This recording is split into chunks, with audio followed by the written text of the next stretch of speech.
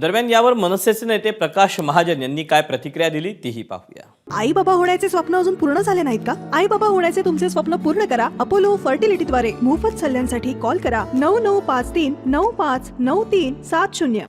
काल जी एक दुर्दैवी घटना घडली की छत्रपती शिवाजी महाराजांचा पुतळा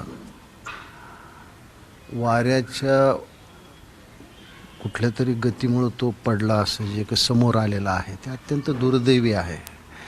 आणि 9 महिन्यात अशा पद्धतीने एखादा पुतळा पडावा म्हणजे त्या कामात हलगर्जी निश्चित झालेली आहे। आता कुणावर तरी दोषारोप ठेवण्यात येईल, पण एक अधिकारी आणि ठेकेदार यांची एक भ्रष्ट युती आणि त्याच्यातून झालेला हा एक दुर्दैवी प्रकार। आता असं वाटतं की बरं झालं छत्रपती शिवाजी महाराजाचा समुद्रात पुतळा उभा केला नाही। आज जर तो पडला असता तर जगभर आपली नाचक्की झाली असती आणि आम्ही जे जगात आम्हाला 5वी सत्ता म्हणून मिरवत आहोत त्याचं हास्य झालं असतं।